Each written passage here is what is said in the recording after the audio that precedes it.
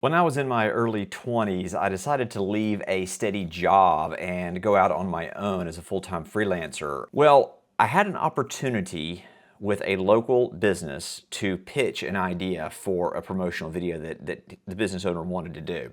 And I mean, this was my big chance. I really prepared, worked hard on the presentation, really felt good about the pitch. I felt like he responded well. And a few days later, after the pitch, he called me up and I got the job. He hired me. So he gave me really my first big chance. So fast forward, I don't know, I forget how many weeks it was later, I'm working another job. I'm getting set up for that job and my phone rings. So I pick it up and it's the client. And he was legitimately angry with what I delivered to him. And that really took me off guard. I didn't really know how to react. I mean, I had that sinking feeling in my stomach that, this was it, that my business was doomed to failure before it even really got off the ground. This guy's gonna just badmouth me to everyone he knows. There's no way I'm getting another job with another client. What am I gonna do? I apologize. I'm going to make this right. What can I do? Let's work through this. Let's find out exactly how I can make this better. And so what followed over the next several weeks was a very painful process for me to edit something that he ultimately would approve. And I was thinking about this experience and wanted to make this video because I got to thinking about these difficult clients that we all run into and why they're actually important, why they're actually valuable, and why we actually as creatives should be appreciative for some of these difficult clients when we run into them, especially early in our careers. As hard as it was to hear this when I was 23, 24 years old, ultimately the finished video that he was happy with objectively was a better video. I mean, it forced me into making a better product for him. So I think there are some lessons that we can learn when we run into difficult clients, lessons that we can draw from that make us better in a way. So I wanted to try and take what can be a negative experience, a not so pleasant experience, and maybe turn this around and look at it with a more optimistic perspective. So take from this video what works for you, what you find helpful. So here are a few things that I learned from working with a difficult client. The first thing a difficult client can teach you is how to manage relationships. When you're dealing with clients of any type, you have to manage expectations, you have to negotiate, you have to listen, you have to take their feedback, you have to create actionable items for yourself based on the notes that they're giving you. It teaches you a lot about how to maintain positivity through those relationships, because ultimately you don't want to finish the video, hand it to the client, and then the client say, yeah, it's what I wanted, but this really wasn't a great working relationship.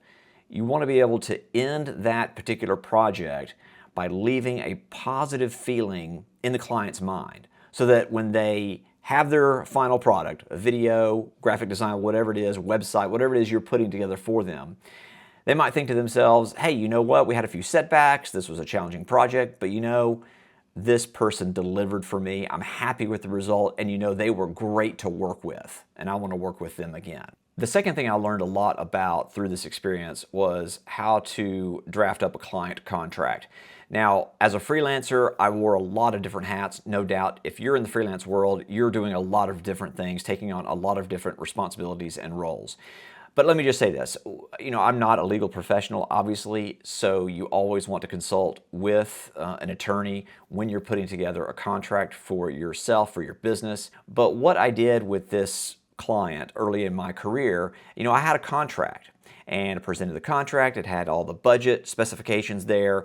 It had all the logistics. Everything was buttoned up, or so I thought. Had signatures on it and everything. But what I didn't anticipate was just the sheer volume of revisions that I would have to go through during this particular project. That's one thing I did not put in those early contracts when I was first starting out, was a specific number of rounds of revisions that I would be willing to do that the budget reflected.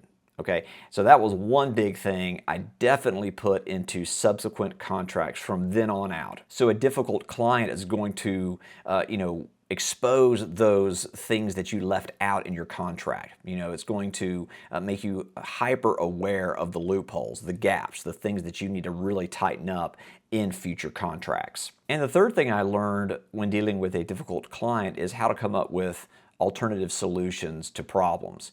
Now, thankfully, we didn't have to reshoot anything for this particular job. It was simply a matter of me going back to the drawing board and re-editing the footage that I had into something that he would then approve. So when we're working as creatives, you know, with an idea that we, you know, hold really precious, you know, it's hard for us to kind of let go of that sometimes because we stop seeing it objectively. Difficult clients might force you into situations where you are having to think differently.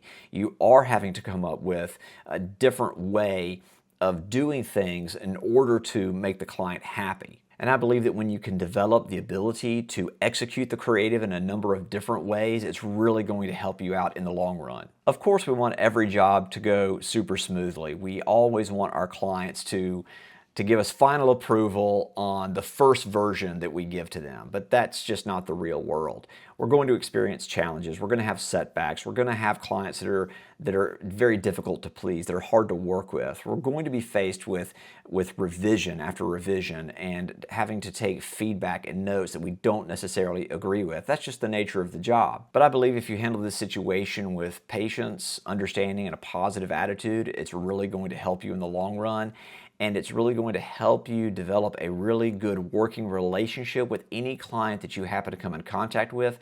And that at the very end, like I said earlier, at the very end of those particular jobs, that client is going to look back on that experience with you, have a positive feeling, and say, yep, I'm going to work with that person again, and I'm going to recommend that person to others that need their services. I hope this video has been helpful for you. I know it can be discouraging when you're faced with these challenging situations. I think it's important to know that we're not alone, that there are others out there that have faced these types of circumstances.